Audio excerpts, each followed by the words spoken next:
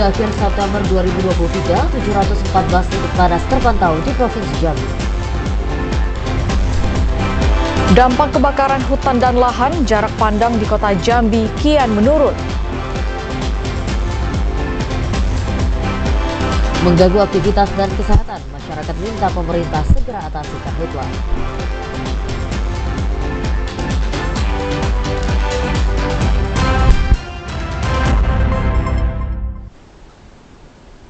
Assalamualaikum warahmatullahi wabarakatuh. Terima kasih Anda masih setia menyaksikan Jambi hari ini, edisi Jumat 29 September 2023. Ya, selain 3 topik utama tadi, tim redaksi kami juga telah menyiapkan sejumlah informasi penting dan menarik lainnya untuk Anda. Bersama saya, Septinita. Dan saya Cynthia Permana, inilah Jambi hari ini selengkapnya.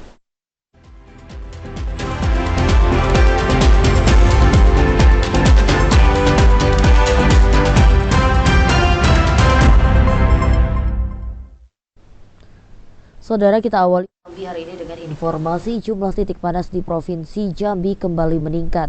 Hingga akhir September 2023, 714 titik panas terpantau di sejumlah daerah dalam Provinsi Jambi. Puncak musim kemarau yang masih berlangsung membuat jumlah titik panas atau hotspot di Provinsi Jambi kian meningkat. Hingga akhir September 2023, 741 titik panas terpantau di sejumlah daerah dalam Provinsi Jambi. Berdasarkan data BMKG Provinsi Jambi, sejak Januari hingga September 2023, jumlah titik panas yang terpantau mencapai 1.819 titik. Titik panas terbanyak terdapat di Kabupaten Tanjung Jabung Barat dan Kabupaten Sarolangun. Pemerintah Provinsi Jambi dan tim Satgas Karhutla Provinsi Jambi perlu mewaspadai peningkatan titik panas yang memungkinkan timbulnya api, sehingga kebakaran hutan dan lahan dapat diantisipasi. Kepala BMKG Provinsi Jambi Ibnu Sulistyo mengatakan, puncak musim kemarau masih akan terjadi hingga dasarian 1 bulan Oktober 2023. Kami mencatat jumlah hotspot sudah lebih dari 1.819 titik panas yang tersebar hampir seluruh wilayah di Provinsi Jambi. Khusus mulai hari Minggu kemarin, memang terdeteksi ada beberapa titik panas yang ada di Provinsi Jambi dan juga di sebagian besar di wilayah Sumatera Selatan. BMKG Provinsi Jambi memprediksi intensitas hujan dalam beberapa hari ke depan masih kurang. Kurangnya intensitas hujan berdampak terhadap menebalnya kabut asap. Joko TVRI Jambi melaporkan. Saudara, 733 lahan di Provinsi Jambi habis terbakar dalam 5 bulan terakhir. Meluasnya lahan terbakar ini diduga disebabkan ulah oknum masyarakat yang nekat membakar. Satgas Karhutla Provinsi Jambi mencatat terdapat peningkatan luasan lahan yang terbakar di Provinsi Jambi. Luasnya lahan terbakar ini disebabkan ulah oknum masyarakat yang nekat membakar.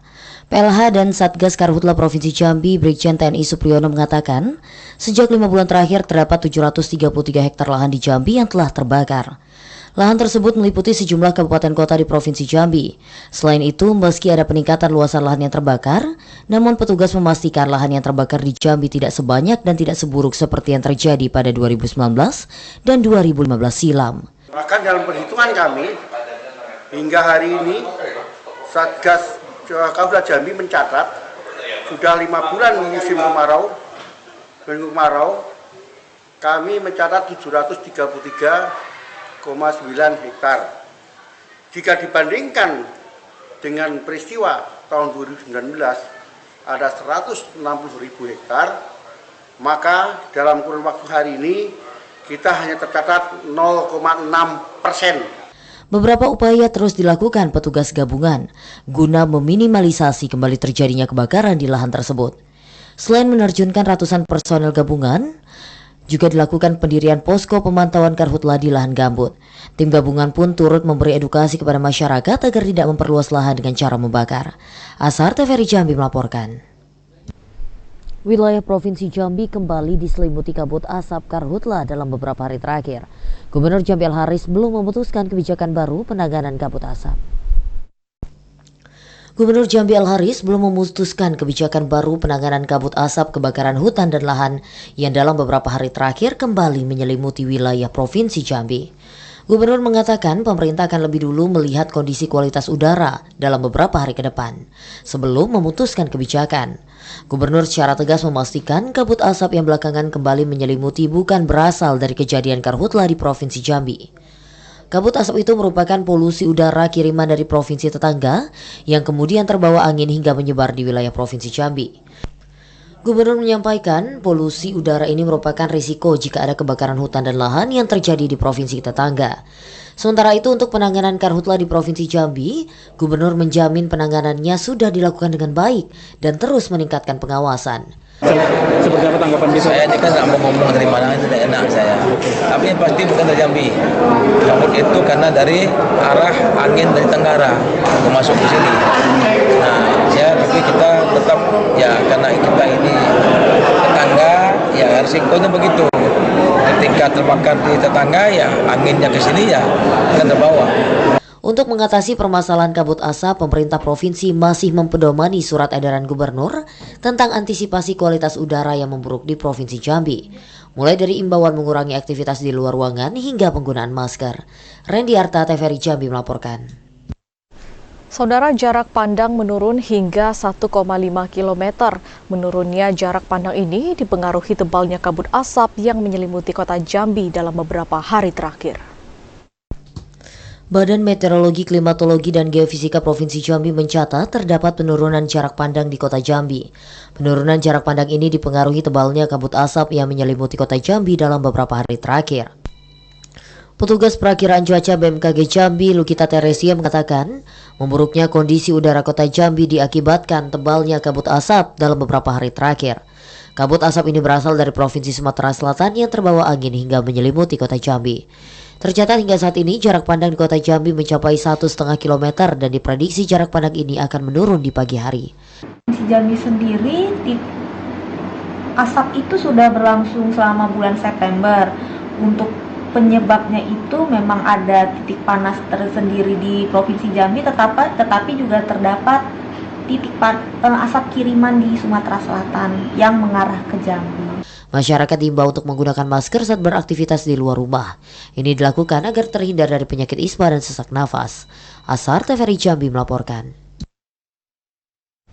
Kualitas udara di Kabupaten Tanjung Jabung Timur masih dalam kategori tidak sehat. Warga yang keluar diimbau untuk menggunakan masker guna meminimalisasi terjangkitnya ispa. Wilayah Kabupaten Tanjung Jabung Timur hingga hari ini Jumat 29 September 2023 masih diselimuti kabut asap yang cukup tebal. Kabut asap tebal terlihat menyelimuti di pintu masuk perbatasan Kabupaten Tanjung Jabung Timur hingga di sekitar jembatan Muara Sabak. Pantauan dari pesawat nirawa atau drone milik kelurahan, ketebalan kabut asap ini membuat jarak pandang sangat terbatas di sekitar aliran sungai. Perbatasan antara Kecamatan Muara Sabak Barat dan Kecamatan Muara Sabak Timur, Kepala BPBD Kabupaten Tanjung Jabung Timur Helmi Agustinus mengatakan, kondisi kabut asap yang muncul hanya terjadi sesaat. Itu bukan dari wilayah Kabupaten Tanjung Jabung Timur, melainkan wilayah provinsi tetangga yang tengah dilanda karhutla. Hembusan angin yang kencang membuat asap terbawa sampai ke Provinsi Jambi. Sementara itu, menurut data yang diperoleh dari Indeks Standar Pencemaran Udara atau ISPU, yang dapat diakses melalui aplikasi IPSUNet KLHK, kualitas udara di Kabupaten Tanjung Jabung Timur masuk dalam kategori tidak sehat, berada di angka 163 PM2,5 kelembapan 47%. Tingkat kualitas udara merugikan kesehatan pada manusia, hewan, dan tumbuhan. Kabupaten kota mengambil langkah-langkah ketika kabut asapnya sudah mulai membahayakan, mungkin ambil langkah-langkah tindakan, mungkin dihimbau untuk menggunakan masker dan mengurangi aktivitas di luar. Akibat memburuknya kualitas udara di Kabupaten Tanjung Jabung Timur, beberapa hari belakangan ini warga pun diimbau menggunakan masker jika ingin beraktivitas di luar ruangan. Kliva Patria, TVRI Jambi melaporkan. Kabut asap yang menyelimuti kota Jambi mulai dikeluhkan sebagian besar warga. Mereka meminta pemerintah peduli dan aktif menanggulangi bencana yang mengganggu aktivitas masyarakat. Sudah 3 hari kabut asap menyelimuti wilayah kota Jambi. Meski bukan berasal dari Provinsi Jambi, namun dampak asap mulai dikeluhkan sebagian besar warga. Warga mengaku selain menyebabkan mata perih, kabut asap juga mengganggu pernapasan. Mereka khawatir terjangkit infeksi saluran pernapasan akut atau ISPA akibat kabut asap dan meminta pemerintah aktif untuk mencegah kabut asap. karena dikhawatirkan bencana kabut asap seperti tahun 2015 dan 2019 terulang kembali di Provinsi Jambi. Parah nian Pak, pedih mato, pernapasan susah, Pak nian lah. Maunya cepet ditanggulangi lah gitu kan, dia udah parah dulu kayak tahun kemarin gitu kan, parah nian kan yang kayak tahun kemarin tuh kan, sampai anak-anak libur sekolah. Yang didampakkan memang saluran pernapasan jadi terganggu, jadi menghirup udara tidak segar dan tidak sehat dalam kita kehidupan sehari-hari. Selain itu, sebagian besar warga mendesak pemerintah Provinsi Jambi untuk tegas mengatasi kebakaran hutan dan lahan. Selain itu, tidak ada pilih kasih dalam memproses hukum para pelaku pembakar hutan baik individu maupun perusahaan. Ari Haryono, TVRI Jambi melaporkan. Saudara, Bawaslu siap menjadi mediator jika ada sengketa pada masa penetapan DCT. Informasi selengkapnya akan kami hadirkan usai jeda, tetaplah bersama kami.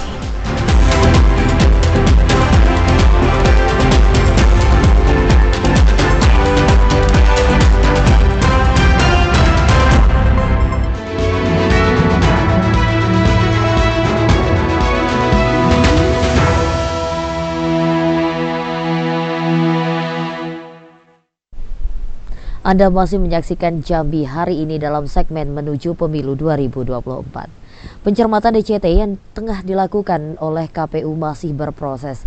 Pihak Bawaslu pun turut melakukan pengawasan melekat hingga siap jadi mediator jika ada sengketa. KPU Kabupaten Tanjung Jabung Timur tengah melakukan pencermatan terhadap rancangan penetapan daftar calon tetap atau DCT peserta pemilu 2024.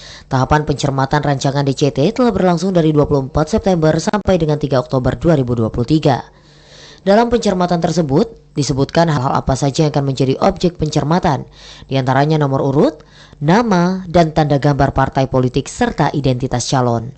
Ketua Bawaslu Kabupaten Tanjung Jabung Timur Tarmuzi mengatakan, upaya pencegahan yang telah dilakukan yakni memberikan surat imbauan baik kepada KPU maupun partai politik peserta pemilu untuk mengikuti peraturan yang berlaku agar tidak terjadi kekeliruan setelah ditetapkannya DCT.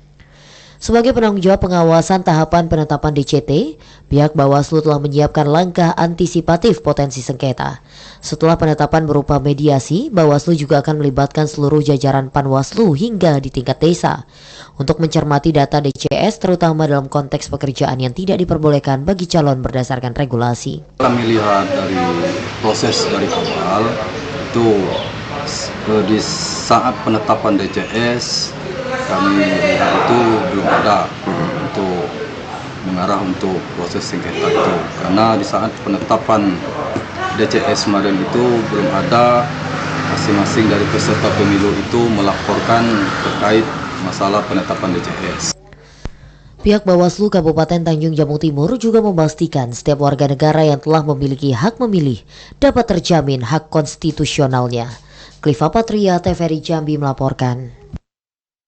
Saudara, belum memasuki tahapan kampanye, sejumlah caleg mulai mencuri star dengan memasang alat peraga kampanye di setiap sisi jalan di Kabupaten Batanghari.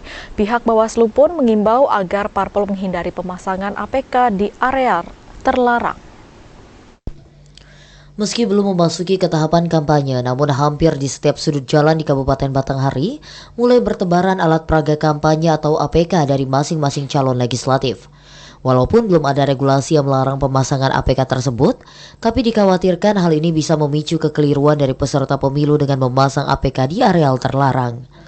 Ketua Bawaslu Batanghari Kaspun Nazir mengatakan, jika akan mengirimkan surat kepada setiap parpol untuk menahan diri dan menghindari pemasangan APK di areal perkantoran pemerintahan, rumah ibadah, sekolah, serta kediaman dinas milik pejabat pemerintah daerah maupun vertikal. Hal ini untuk menjaga terhindar dari upaya politik praktis. Paling hanya bisa menghimbau ke setiap partai politik agar menahan diri, agar melihat juga rambu-rambu dan aturan-aturan lain. Ini kan harus ditaati juga oleh partai-partai politik. Tidak boleh ke tempat ibadah, jalan-jalan protokoler ini kan juga harus dilihat. Sesuai ketentuan ataupun jadwal, masa tahapan kampanye pemilu baru dimulai 28 November 2023. Selama tahapan tersebut akan diatur titik pemasangan APK bagi masing-masing calon legislatif yang ikut berkontestasi pada pemilu 2024. Adi Juniawan, TVRI Jambi melaporkan.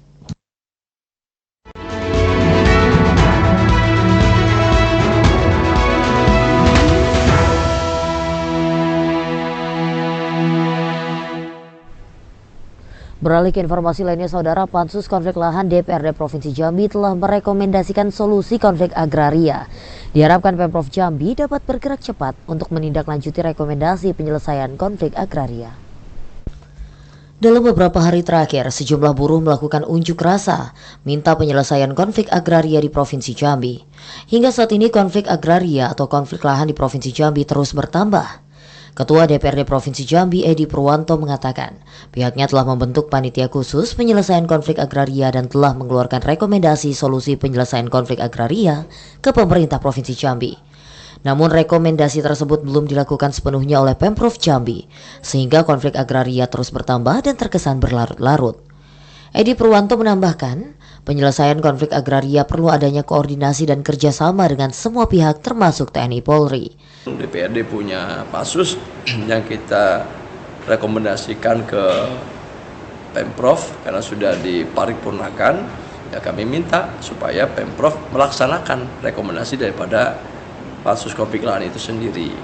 Hingga akhir September 2023, ada 7 kasus agraria yang menjadi prioritas untuk diselesaikan pemerintah daerah sehingga tidak ada masyarakat yang dirugikan. Joko, TVRI Jambi melaporkan. Penyidik Subdit 3 Tipikor bakal mengumumkan kasus dugaan korupsi di tubuh PT PN 6 Jambi. Pengumuman itu setelah kasusnya dipastikan rampung dan proses tahap limpahan ke kejaksaan. Setelah kurang lebih 3 tahun kasus dugaan korupsi PT PN 6 Jambi dalam waktu dekat rampung, penyidik Subdit 3 Tipikor Ditreskrim Suspolda Jambi rencananya akan mengumumkan kejelasan kasus tersebut sekitar minggu depan. Kasubdit 3 Tipikor Ditreskrim Suspolda Jambi AKBP Ade Dirman mengatakan, pengumuman kasus PT PN 6 itu akan menghadirkan barang bukti. Menurutnya, pengumuman kasus PT PN 6 dilakukan setelah seluruh proses pemeriksaan saksi, pengumpulan barang bukti dipastikan cukup, dan berkas perkaranya di kejaksaan juga telah disetujui jaksa. Polisi memastikan tidak ada proses hukum dalam kasus PT PN 6 yang ditutup-tutupi. Pada kasusnya, mantan Dirut PT PN 6 Iskandar Sulaiman ditetapkan sebagai tersangka. Dugaan korupsi bermula saat PT PN 6 mengakuisisi perusahaan perkebunan kelapa sawit PT Mendahara Argo Jaya Industri pada 2012. Kasus itu mengakibatkan kerugian negara mencapai 72 miliar rupiah. Ari Haryono, TVRI Jambi melaporkan. Kejaksaan Negeri Sungai Penuh melakukan Saudara, Kejaksaan Negeri Sungai Penuh melakukan pemusnahan barang bukti hasil tindak pidana narkotika tahun 2023. Barang bukti yang dimusnahkan terdiri dari narkotika, miras hingga obat-obatan tanpa izin edar. Kejaksaan Negeri Sungai Penuh melakukan pemusnahan sejumlah barang bukti hasil sitaan atas tindak pidana narkotika 2023 di Kabupaten Kerinci dan Kota Sungai Penuh. Barang bukti hasil sitaan dari 18 perkara narkotika dan 10 perkara tindak pidana umum, serta 3 tindak perkara ringan yang dimusnahkan itu, sudah memiliki kekuatan hukum tetap atau ingkrah. Kepala Kejaksaan Negeri Sungai Penuh Antonius Despinola mengatakan, sejumlah barang bukti yang dimusnahkan tersebut terdiri dari 36 paket sabu ukuran kecil, 4 paket sabu ukuran sedang, 12 paket ganja ukuran kecil hingga miras dan tua. Pemusnahan barang bukti dilakukan dengan cara di blender dan dibakar, sedangkan miras dihancurkan dengan palu. Ini kita telah melakukan pemusnahan barang bukti berupa narkotika dan barang bukti lainnya berdasarkan putusan yang telah mempunyai kekuatan hukum tetap Inkrah Van GWSD, yaitu berupa narkotika sejumlah 18 perkara dan 10 perkara tindak pidana umum lainnya serta perkara hati pilih. Antonius juga menyebutkan saat ini pihaknya juga tengah mendalami beberapa kasus yang sama. Jika sudah memiliki kekuatan hukum tetap, maka barang bukti hasil sitaan tersebut juga akan dimusnahkan. Ilwan, TVRI Jambi melaporkan. Satuan Polisi Lalu Lintas Polres Tebo menghentikan dan memeriksa 10 sopir truk pengangkut pupuk non-subsidi. Setelah diperiksa, 9 dari 10 sopir truk ditetapkan melanggar lalu lintas. Satuan Lalu Lintas Polres Tebo bersama Polsek Tebo menghentikan dan memeriksa 10 sopir truk pengangkut pupuk non-subsidi di Jalan Lintas Sumatera. 10 sopir truk itu dihentikan karena dinilai melanggar lalu lintas seperti KIR maupun SIM. Setelah diperiksa, 9 dari 10 sopir truk ditetapkan melanggar lalu lintas. Tak hanya melakukan penilangan, polisi juga melakukan pemeriksaan terhadap barang bawaan para sopir. Siang rekan-rekan, kami dan kerjasama dengan polisi lalu lintas telah mengamankan 10 truk yang tidak lengkap, 9 truk yang mengangkut pupuk yang non-subsidi. Setelah dilakukan pemeriksaan, sopir truk mengaku membawa pupuk non-subsidi jenis NPK yang diangkut dari Batanghari menuju Darmas Raya, Sumatera Barat. JMM, Pak, bawa ke Darmas Raya PKA, Pak. BPTMM di Kutoboyo. Merek pupuknya MPK Mutiara. Intizam TVRI Jambi melaporkan. Para petugas di kantor Dukcapil Muaro Jambi harus bekerja ekstra dalam beberapa waktu belakangan ini. Pasalnya pada masa penerimaan P3K, jumlah warga yang mengurus administrasi kependudukan di Dukcapil meningkat. Momentum penerimaan pegawai pemerintah dengan perjanjian kerja atau P3K tahun 2023, pelayanan administrasi kependudukan di Dinas Kependudukan dan Catatan Sipil Kabupaten Muaro Jambi jauh meningkat dalam 1 pekan terakhir. Kepala Dukcapil Muaro Jambi Diki Ferdiansyah mengatakan, dalam 1 hari terdapat puluhan warga yang mengurus administrasi kependudukan. Mayoritas mereka merupakan tenaga honorer yang ingin memperbaiki administrasi kependudukan, yang menjadi salah satu syarat untuk mengikuti seleksi penerimaan P3K. Dari sekian banyak permintaan, berkas paling dominan yang diperbaiki dari pemohon adalah ketidakcocokan data pada kartu keluarga dan akte kelahiran pada saat mendaftar online P3K. Kan kalau bagi P3K, kartu keluarga, pemadanan pemutakhiran kartu keluarga dan akte kelahiran. Tidak sinkron ya maksudnya? Ya, kebanyakan mereka tidak sinkron. Jadi memang dari sekarang kita juga harus mulai mensosialisasikan bahwa data kependudukan itu harus kita kenali dari sekarang, kita lebih peduli dengan. Meski terjadi peningkatan, pihak Dukcapil memastikan tidak berpengaruh dengan pelayanan perekaman kartu tanda penduduk elektronik bagi pemilih pemula dan warga yang belum melakukan perekaman. Karena selain pelayanan di kantor Dukcapil Sengeti, pelayanan administrasi kependudukan juga dilakukan di kantor desa dengan sistem jemput bola. Azam Afnan, TVRI Jambi melaporkan. Saudara Gubernur Jambi buka kenduris warna bumi Festival Junjung Pusako Batin 8 di Kabupaten Sarolangun. Informasinya akan kami hadirkan usai jeda pariwara berikut ini. Tetaplah bersama kami nanti dalam segmen Advertorial.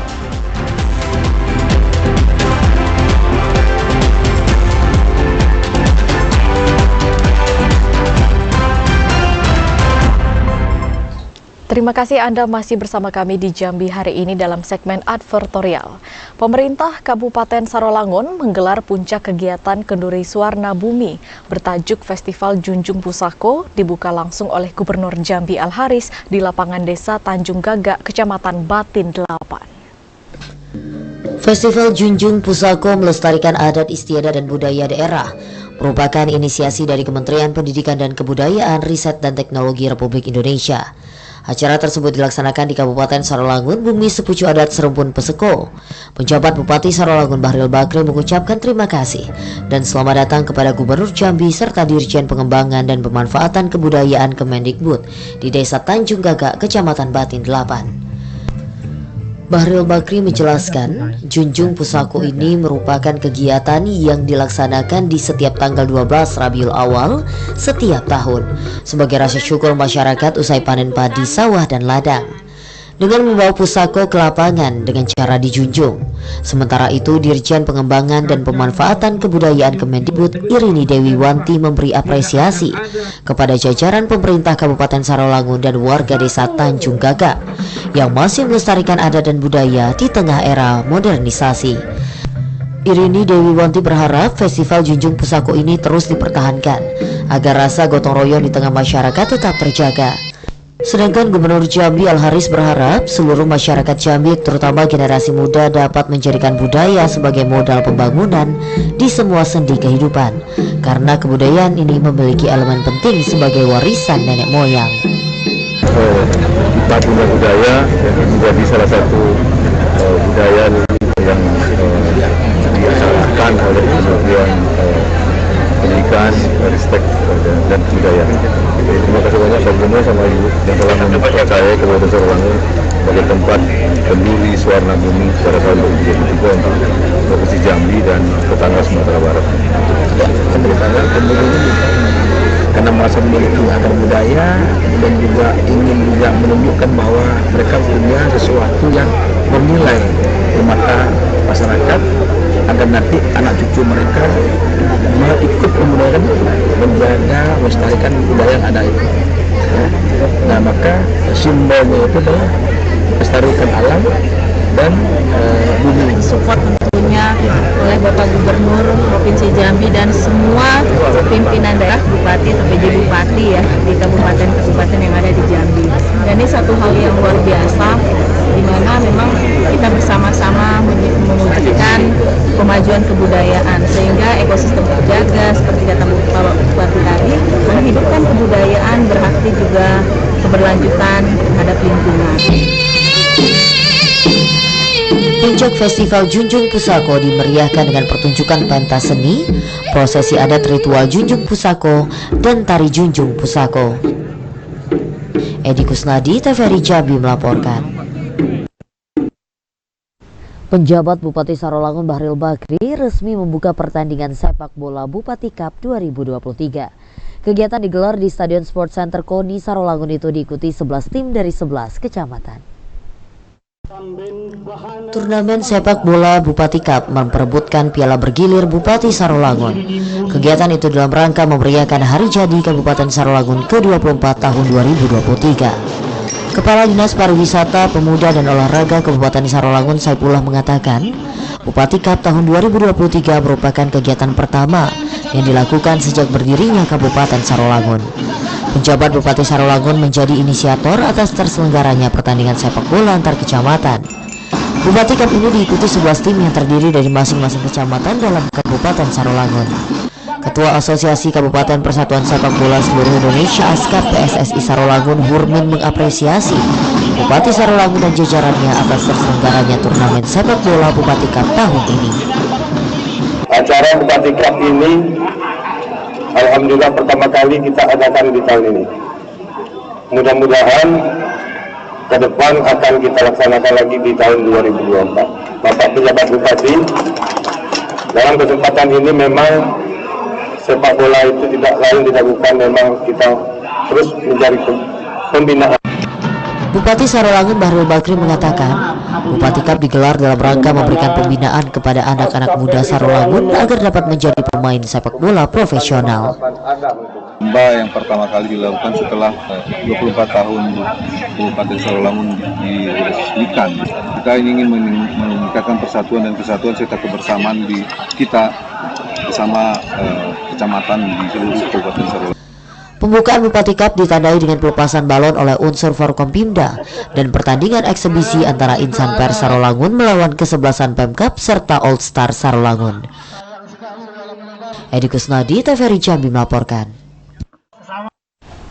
Pemirsa, tetaplah bersama Jambi hari ini karena kami masih akan kembali dengan sejumlah informasi penting dan menarik lainnya. Di antaranya Pemkap Batanghari libatkan seluruh elemen masyarakat untuk percepatan penurunan stunting.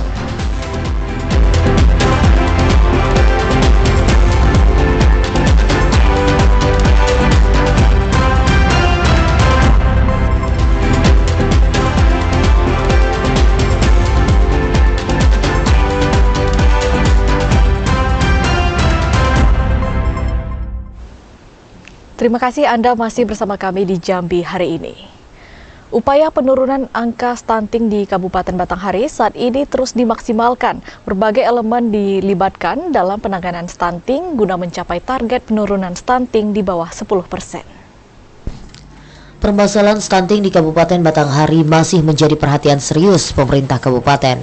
Bahkan angka stunting yang diklaim mengalami peningkatan 1,8% atau dengan jumlah penderita stunting 5.142 balita pada tahun 2022. Kondisi membuat Pemkap harus melibatkan sejumlah elemen masyarakat, mulai dari tokoh masyarakat maupun dai. Bupati Batanghari Muhammad Fadil Arif mengatakan, peran serta dokter tangguh sekaligus tim percepatan penurunan stunting juga diharapkan bisa memberikan kontribusi dalam memberi pemahaman kepada orang tua maupun calon orang tua terhadap pentingnya asupan gizi yang baik bagi anak. Bupati Fadil Arif juga melakukan evaluasi terhadap setiap kinerja tim percepatan penurunan stunting pada akhir tahun 2023. Tapi terlepas dari itu semua, upaya harus tetap kita lakukan. Yang pertama, bagaimana memberikan pengetahuan kepada masyarakat untuk dari mulai sebelum menikah, kita sudah kerjasama dengan Kementerian Agama untuk memberikan untuk pengingatan, ya, persiapan pernikahan tentang bagaimana kalau mereka nanti akan punya anak. Kemudian di Dinas Kesehatan juga dan melalui dokter tangguh mengedukasi masyarakat. Terus kita juga dengan PAUD HI ini, Holistic Integrated, kita coba bekali guru Batanghari sinergi dengan Dinas Kesehatan dan DP3 AP2 untuk membekali orang tua mengajar tentang bagaimana mengkonsumsi makanan yang bergizi, ya. Bahwa yang bergizi tidak perlu mahal, tapi bagaimana dia bisa seimbang. Hal ini guna melihat progres penurunan angka stunting yang ditargetkan tahun 2024 di Batanghari sudah di bawah 10%. Ade Juniawan, TVRI Jambi melaporkan. Puluhan unit kendaraan yang diamankan oleh petugas Satuan Lalu Lintas Polres Kerinci terparkir di asrama Polres Kerinci. Kendaraan tersebut merupakan hasil tilang Satlantas Polres Kerinci yang hingga kini belum diambil oleh pemiliknya. 54 unit kendaraan roda 2 dan roda 4 terparkir di asrama Polres Kerinci.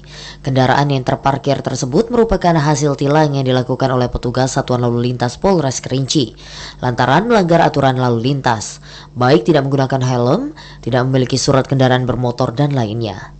Puluhan kendaraan tersebut hingga kini tak kunjung diambil kembali oleh pemiliknya.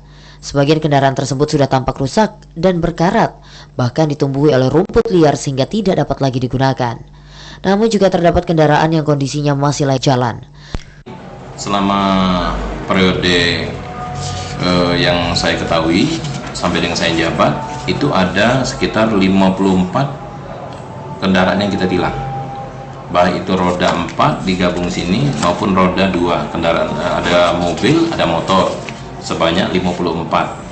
Kasat Lantas Polres AKP Isnandar pun mengimbau seluruh pengendara yang ada di Kabupaten Kerinci dan Kota Sungai Penuh untuk senantiasa mematuhi aturan berlalu lintas demi keselamatan saat berkendara. Ilwan, TVRI Jambi melaporkan. Diduga akibat arus pendek, bengkel mesin di kawasan Gang Pancakarya, Talang Banjar, Jambi Timur terbakar. 7 unit mobil damkar dikerahkan guna memadamkan api di lokasi kejadian.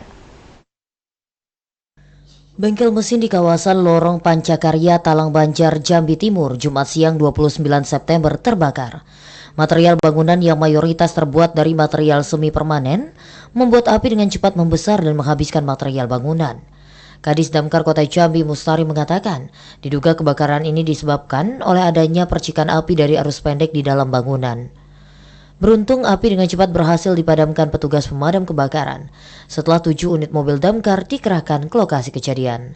Terkait kebakaran pada siang ini kami menerima laporan pukul jam 11.30 melalui WA Damkar Kota Jambi dan 112 call center, di mana berdasarkan laporan tersebut ada salah satu bengkel bubut yang kelas yang terbakar yang diduga akibat korsleting listrik dan terjadi ledakan, ada satu tabung gas yang meledak, sehingga antisipasi kita memproteksi bangunan yang di sebelah kiri kanannya. Alhamdulillah tidak ada korban jiwa dan tidak ada penyebaran di setiap tempat. Dan kejadiannya di RT 31 Kelurahan Talang Banjar, Kecamatan Jambi Timur, kita menurunkan armada 7 unit armada dengan personil 50 unit 50 orang, dan alhamdulillah api dapat dipadamkan. Memang kesulitan kita adalah menggunakan api yang bercampur dengan karet bahan itu agak sulit. Kita menggunakan liquid. Tengah-tengah hari tadi. Pas di masjid tadi kan? Dekat-dekat sembayang. Api itu bagaimana, Bu? Besar? Kalau nengok apinya kami dari jauh, nengok besar asapnya baik, dari sini belum nengok. Sementara itu tidak ada korban jiwa pada insiden kali ini, namun diperkirakan korban mengalami kerugian mencapai puluhan juta rupiah. Ari Haryono, TVRI Jambi melaporkan. Geger warga menemukan jasad bayi perempuan di tumpukan sampah di kawasan Kelurahan Teluk Kenali, Kecamatan Tlanepura, Kota Jambi. Diduga bayi ini dibuang orang tuanya dari hasil hubungan gelap. Dari video amatir memperlihatkan penemuan jasad bayi di kawasan RT 04 Kelurahan Teluk Kenali, Kecamatan Tlanepura, Kota Jambi pada Kamis kemarin. Penemuan jasad bayi yang sempat menghebohkan warga Tlanepura tersebut ditemukan warga di tengah tumpukan sampah. Ketua RT 04 Ahmad Zulkifli mengatakan, pertama kali jasad ini ditemukan oleh para pemulung saat mencari sampah di lokasi kejadian. Namun saat memeriksa tumpukan sampah tersebut ditemukan jasad bayi jenis kelamin perempuan yang dibungkus di dalam plastik hitam. Sementara itu Kapolsek Tlanepura AKP Harefa mengatakan bayi ini diduga baru dilahirkan. Polisi saat ini masih menyelidiki siapa orang tua dari bayi tersebut. Saat ini jasad bayi tersebut telah dievakuasi ke rumah sakit terdekat. Polisi masih memburu orang tua bayi tersebut. Ashar, TVRI Jambi melaporkan. Saudara, informasi tadi sekaligus mengakhiri jumpa kita di Jambi hari ini. Terima kasih atas perhatian dan kebersamaan Anda. Saya Cynthia Permana. Dan saya Septinita bersama kerabat kerja yang bertugas undur diri. Wassalamualaikum warahmatullahi wabarakatuh dan sampai jumpa.